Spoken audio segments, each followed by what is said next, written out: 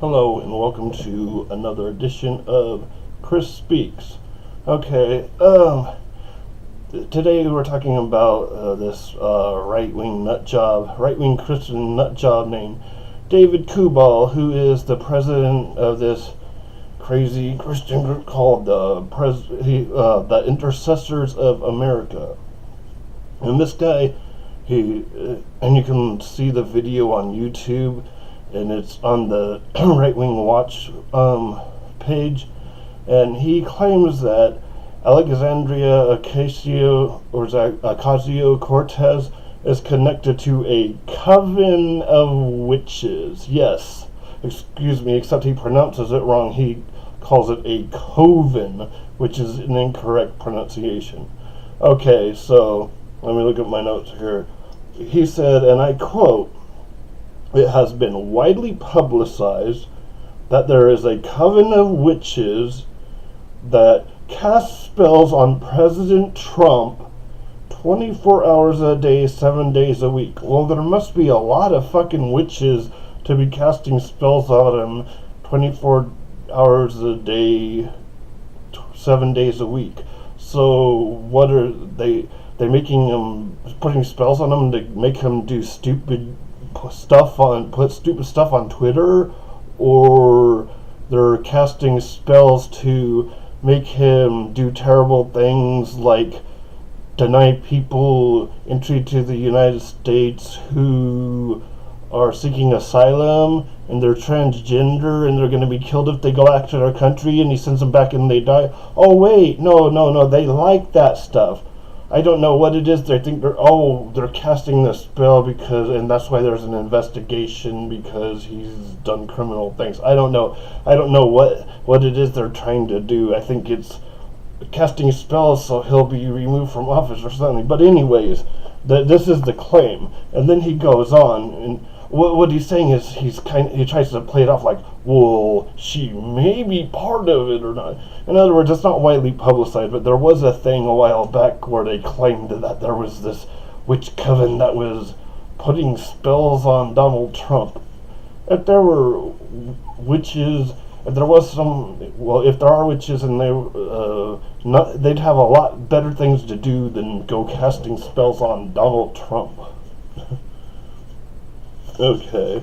And then he starts babbling about some stuff about some judges and George Soros, because George Soros is the big conspiracy theory for all these right-wingers now, and something about Nancy Pelosi, and it doesn't make any sense.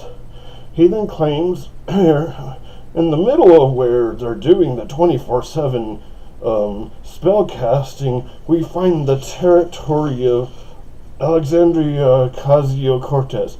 Of course, like Jake says on the Young Turks, which is one of my favorite news shows.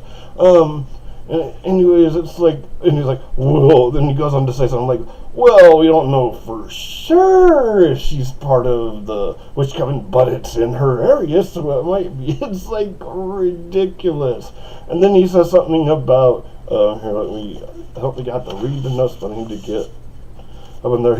David Kubal then says that they sent a spiritual SWAT team, whatever that is, a spiritual SWAT team into the geographical area to deal with the spiritual activity in there.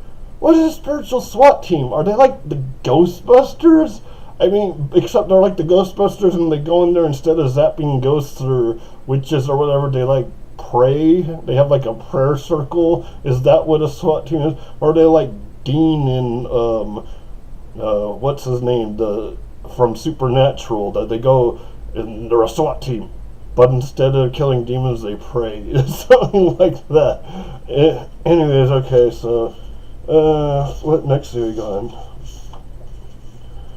I think I got out of, okay, I got my cards out of order here. Okay, so what is Intercessors of America? Intercessors of America is a right-wing Christian group that is very pro-Trump, very pro-far-right. They encourage their followers to pray for political issues, which kind of goes against the First Amendment in the first place. And then I read more into it and some stuff on the Rightwing Watch, and what we have, the thing is these guys they're just nuts. They're prejudiced. The guy's Kubal is very anti-Muslim. This is another thing that this Kubal guy said recently, and he just loves him some liberals, doesn't he? He claimed that he attacked, obviously verbally attacked, he didn't physically attack them, Rashida Tlaib and Ilhan Omar, which are two congresswomen that were recently elected that are Muslims, and he's attacking them for swearing on the Quran instead of the Bible. Well, of course they're going to swear on the Quran. If they swore on the Bible, I wouldn't believe it because they believe in the Quran more than the Bible. But here he says, oh, because they swore on the Quran instead of the Bible, his claim was that they're putting their allegiance to the Quran instead of the Constitution. Well, wait, so how is swearing on the Bible showing your allegiance to the Constitution? Last time I checked, the Bible wasn't part of the Constitution. So one could just say the same thing, that a Christian politician who swears on the Bible is showing his allegiance to the Bible and not the Constitution.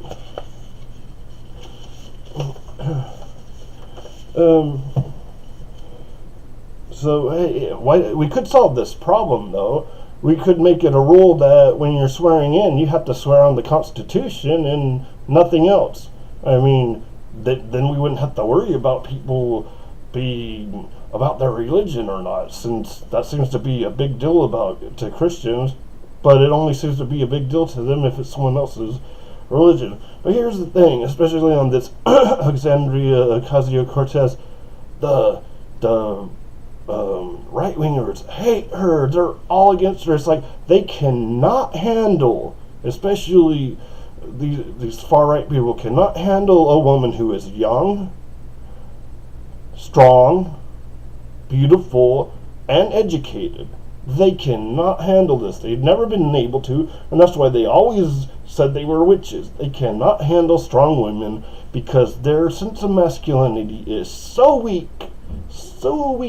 that they cannot handle a woman that's strong, that might be stronger than them. They can only handle women if all they do is cook and clean and stay around the house barefoot and pregnant.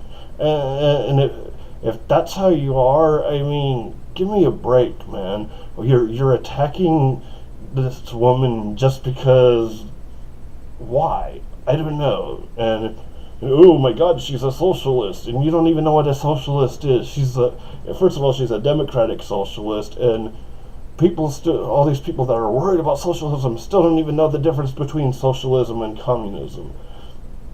But my whole point here is this is like totally ridiculous. It's totally off the thing. Okay, this has been my first Chris Speaks in a year. Well, it's been nice speaking to you guys again. Well, I'll see you until next time.